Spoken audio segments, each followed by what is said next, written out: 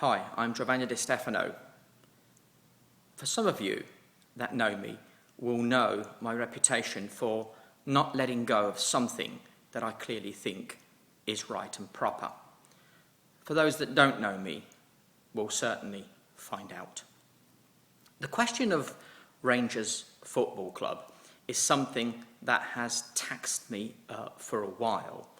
I became a shareholder, and of course, as a shareholder, that has given me certain rights.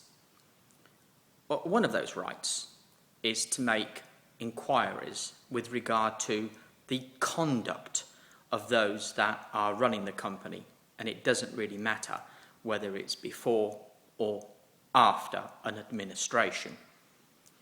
2 days ago, I sent a letter to Duff and Phelps, who were the administrators of Rangers Football Club PLC, and made certain very specific comments and allegations and certain observations that mercifully I am not alone.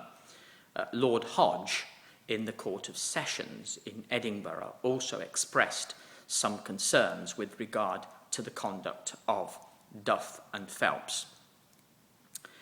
That letter I tried to deliver in the normal course of fashion, but it was not accepted. It's finally been delivered and they now have that. But it had to be in a very strange and circumspectual way. I caused the letter also to be sent to New York, to Duff and Phelps' New York office. Mike Dolan is the managing director there. And of course, there's been no problem whatsoever in accepting the letter. Strange as it may seem, not a single comment from them on the extremely serious allegations. Further to that, I had no alternative, but because American shareholders had been also identified, then the situation became somewhat more complex for those that were administering and were the management of Rangers Football Club PLC, both before and after. As all of you will know, the Americans really have no concerns whether they are prosecuting a president or a pawn.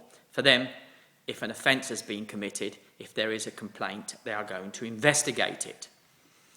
I'm sorry to say that the situation in the United Kingdom is, of course, somewhat different. Let me tell you that the opposition that I have had and the pressure put on me to stop my investigation and to cease and desist from pursuing this matter and to just leave it alone is greater than two of the cases that I was involved with in the past. One was the case of course, Saddam Hussein. And let me tell you, I can tell you all for the first time, Saddam Hussein, since most of you on the Twitter and message boards are saying that I hope that I have as much success as with Rangers as I did with Saddam. Saddam was very nearly not executed. It was only because a message from Washington was not delivered on a timely basis to Captain Lee and Captain Wilson, who were the officers there that supported our defence team, that the execution took place. Be that as it may, that is what happened. In the case of Jeremy Bamber, I was in the House of Parliament with a member of who was asking questions. Just before we went into the room where the Secretary of State was going to be answer a question that had been tabled, two people came over to the MP and myself and quietly said to leave the case of Bamber alone because it's not in the interests of the state. Why do I say this? This is exactly what is happening at Rangers Football Club. It seems to me that there is a serious conspiracy, a serious plan to annihilate completely Rangers Football Club, which is a club, incidentally, that was a founder member of the Scottish Football Association, as a result of the wrongdoings that occurred for since 2011, it seems that, first of all, many innocent people, small savers, small-time shareholders, people who hold a few shares for the sake of nostalgic terms, they are going to lose out financially. And nothing is being done about it. Yes, I'm of course quite aware that the Strathclyde police are investigating, but we don't want a situation, of course, whereby, like the Chilcot inquiry, where 10 years after the event, after the horse has well and truly bolted, and probably that horse is now in corned beef tins, that we don't want that situation with Rangers Football Club. So I have written to the SFA, the SPL, and the Scottish Football League, and I've made it clear that the only solution in this instance, what is fair and proper, would be for Rangers Football Club, in whatever format, to play in the Scottish Premier League, together with Dunfermline there, who I understand may or may not take legal action against a number of bodies for not being invited into the Scottish Premier League. All in all, we have what we call in Italy un gran bordello, one mess. And it's a mess that has been caused by people in suits, expensive suits too, and expensive briefcases that have stolen more than £50 million. £50 million is just the tip of the iceberg there.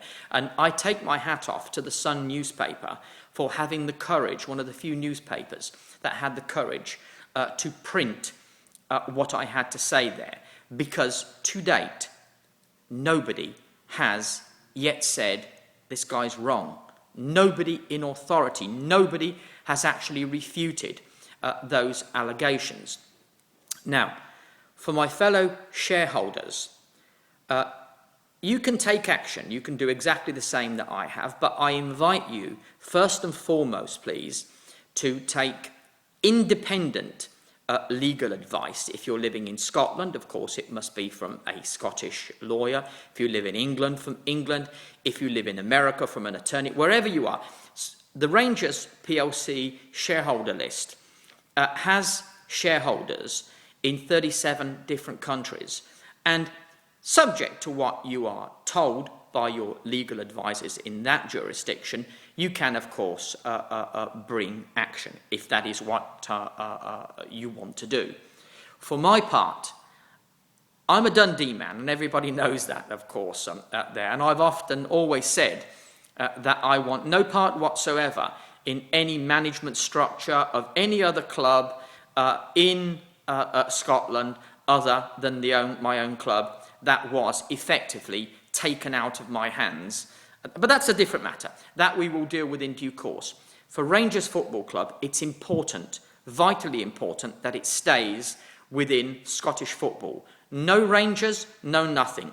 You are all going to see the bounce, almost the dam buster, a bouncing bomb, I will call it, effect of not having a real Rangers Football Club within the Scottish League. The corruption of the whole fraud has reached an extremely high level. In my letter, which is available online, of course, you can see that it's specific, it's determined, it gives one of the, shall we say, giveaway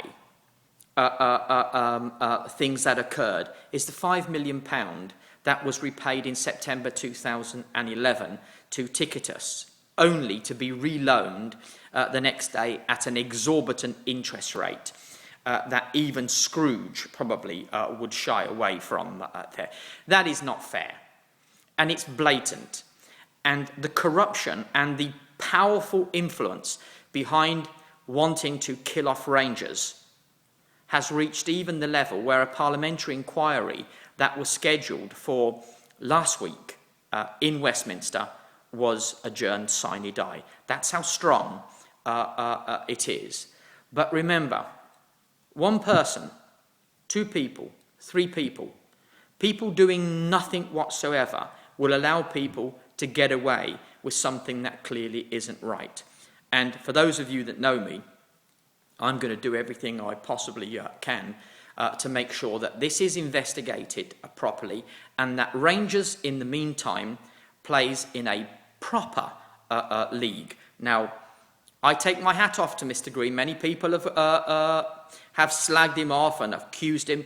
This man has actually saved what little there is left of the club. And were it not for Mr. Green, there would be nothing today. These people who have stolen money from your club, from the shareholders, would simply have got away with it there. So, if you're a shareholder, you go to your solicitor, your lawyer, your attorney, your advocate, all over the world there, and he or she will advise you as to what action you can take. For my part, as a single shareholder in Rangers Football Club, I have advanced the actions that I intend, that I have actually taken, and let me tell you, there's going to be a few more surprises along the way.